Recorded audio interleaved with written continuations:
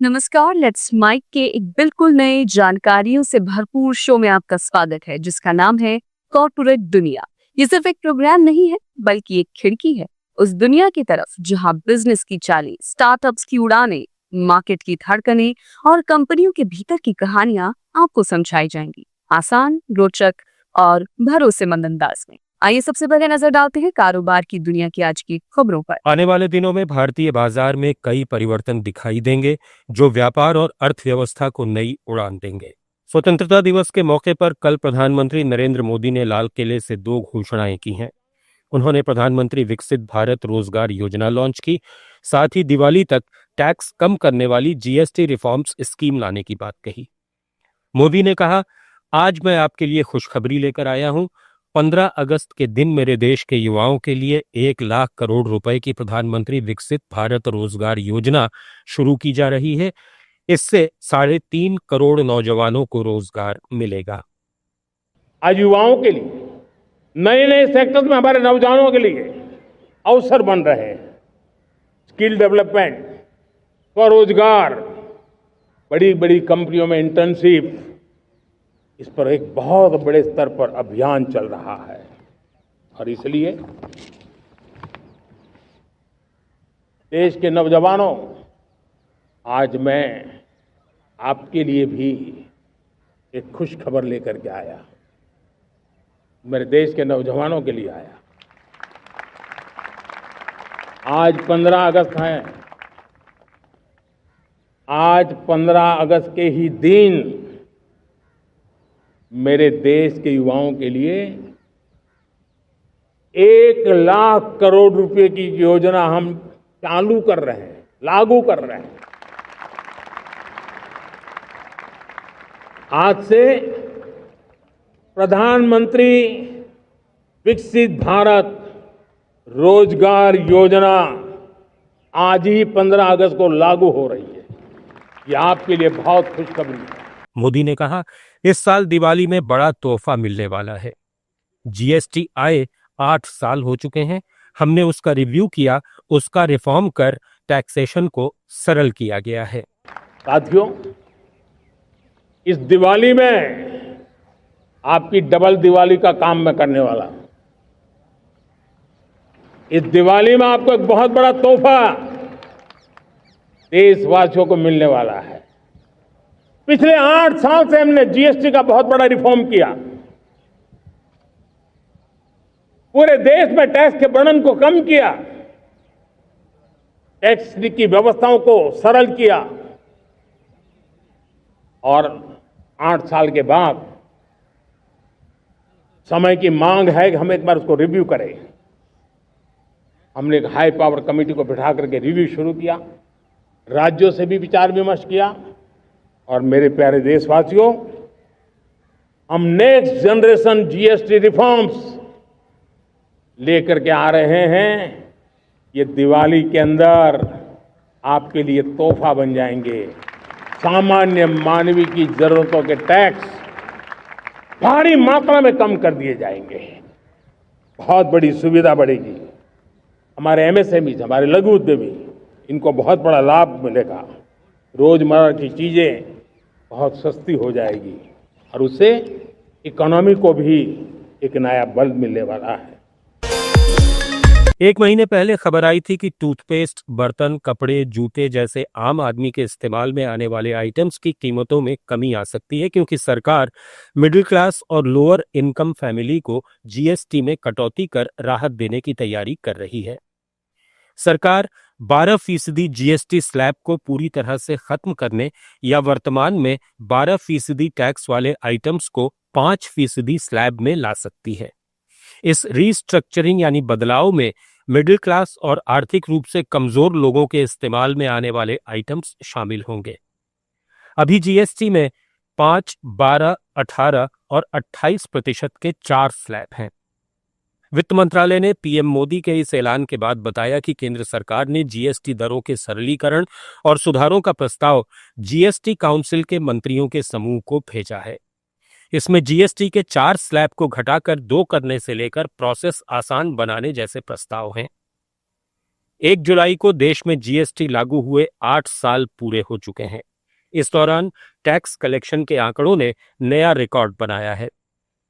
वित्त वर्ष 2024-25 में gross GST collection 22.08 lakh crore रुपए तक पहुंच गया, जो 5 साल पहले 2020-21 में सिर्फ 11.37 लाख करोड़ था। यानी 5 साल में टैक्स कलेक्शन लगभग दोगुना हो गया है। 2024-25 में हर महीने औसत जीएसटी कलेक्शन 1.84 लाख करोड़ रुपए रहा। ये 5 साल पहले 2020-21 में 95,000 करोड़ रुपए था। वैश्विक रेटिंग एजेंसी S&P ने भारत की सॉवरेन क्रेडिट रेटिंग बढ़ाने के बाद SBI, HDFC, Tata capital, ICICI, axis, Kotak Mahindra, union bank, Indian bank, Bajaj finance और L&T फाइनेंस समेत 10 बड़े वित्तीय संस्थानों की रेटिंग अपग्रेड करती है। एजेंसी ने कहा कि भारत के बैंक मजबूत आर्थिक वृद्धि, बेहतर संपत्ति गुणवत्ता, लाभप्रदता और आईबीसी सुधारों से लाभान्वित होंगे, जिससे अगले 12 से 24 महीनों में स्थिरता बनी रहेगी और बैंकिंग सिस्टम में क्रेडिट जोखिम कम होगा। वैश्विक rating agency S&P global ratings ने भारत के शीर्ष 10 वित्तीय संस्थानों की दीर्घकालिक क्रेडिट रेटिंग बढ़ा दी है। ये कदम भारत की सॉवरेन क्रेडिट रेटिंग में सुधार के बाद उठाया गया है, जिससे निवेशकों का भरोसा और मजबूत हुआ है। S&P ने अपनी रिपोर्ट में कहा कि भारत के वित्तीय संस्थान देश की मजबूत आर्थिक वृद्धि, घरेलू बाजार पर फोकस और संरचनात्मक सुधारों का लाभ उठाते रहेंगे। एजेंसी ने इस सुधार के पीछे भारत की स्थिर बैंकिंग प्रणाली, संपत्ति की बेहतर गुणवत्ता और मजबूत लाभप्रदता को अहम कारण बताया। रेटिंग में ये सुधार अंतर्राष्ट्रीय निवेशकों के लिए संकेत है कि भारत का बैंकिंग सेक्टर अधिक सुरक्षित और लाभकारी हो रहा है। ये न केवल विदेशी पूंजी आकर्षित करेगा, बल्कि घरेलू निवेशकों के विश्वास को भी बढ़ाएगा। S&P का यह निर्णय भारत की आर्थिक और वित्तीय मजबूती का प्रमाण है।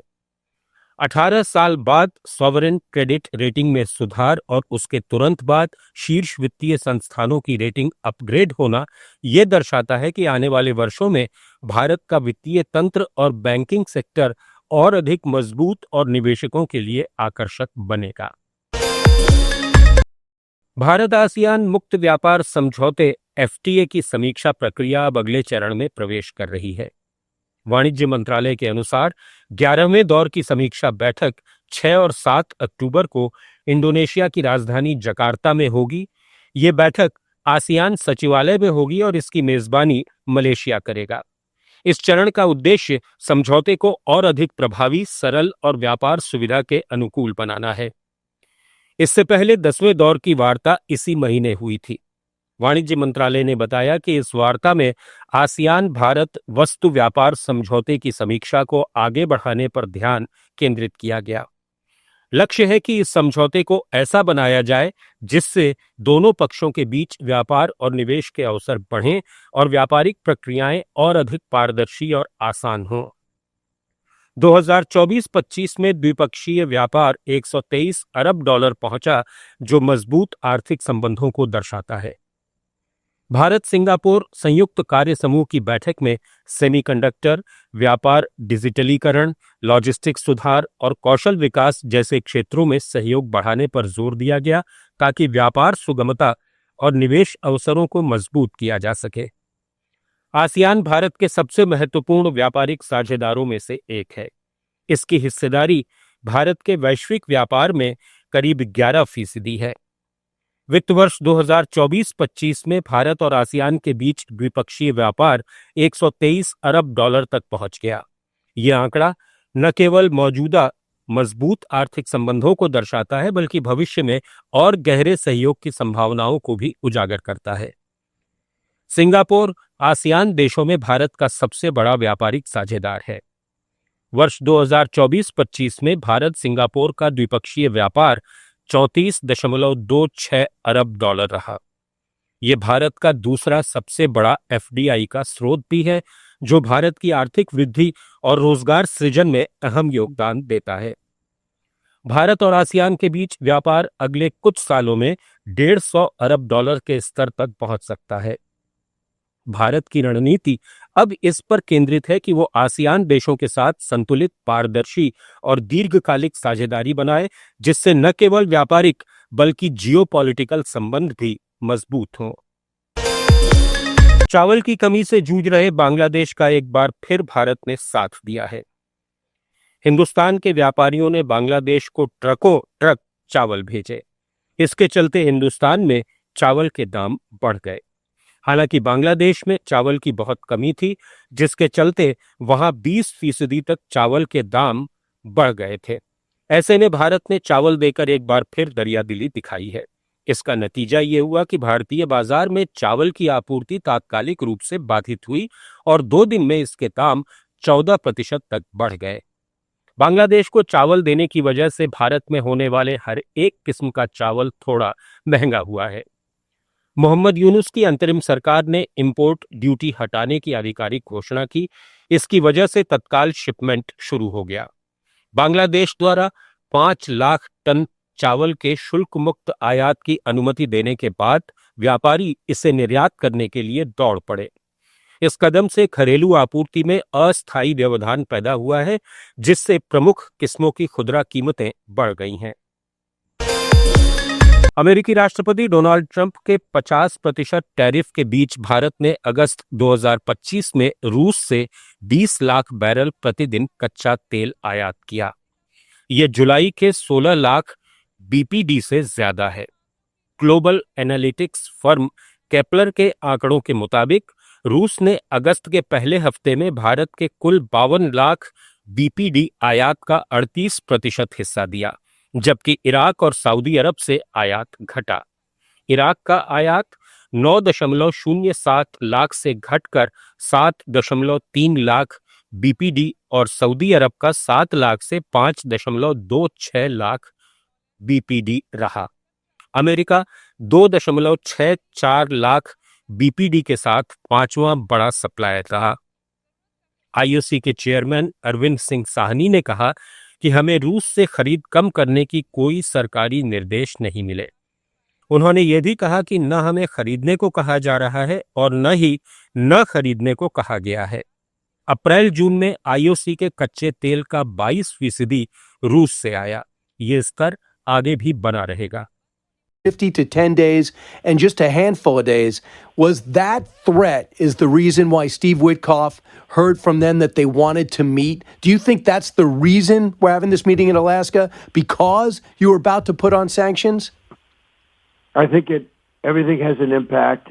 When I told India, and which essentially took them out of buying oil from Russia, that we're going to charge you because you're dealing with Russia on oil purchases. India was the second largest and getting pretty close to China. China's the largest. And as you know, there was something in the works for that. And then they called and they wanted to meet. We're going to see what the meeting means. But certainly when you lose your second largest customer and you're probably going to lose your first largest customer, I think that probably has a role. I think he respects our country now. He didn't respect it under Biden. Nobody respected us under Biden, but he respects our country now. Right. And we have the hottest country anywhere in the world. We had a country, the market's raging. Don't you sense that Putin comes to this table maybe in an economic pinch, and that maybe the things you've already done have put him in an economic pitch? Is there an economic side to this, as Russia hoping to open up to the world? Well, he lost an oil client, so to speak, which is India, which was doing about 40% of the oil. China, as you know, is doing a lot. And others have another few countries. And if I did what's called a secondary sanction or a secondary tariff, it would be, very devastating from their standpoint. If I have to do it, I'll do it. Maybe I won't have to do it. आप सुन रहे थे let's mike more than radio. Follow कीजिए हमें हमारे social media platforms पर। It's time for news. It's time for more than radio. Presenting the first radio news app, Let's Mic. Now from Play Store, available both on Android and iOS mobile phones.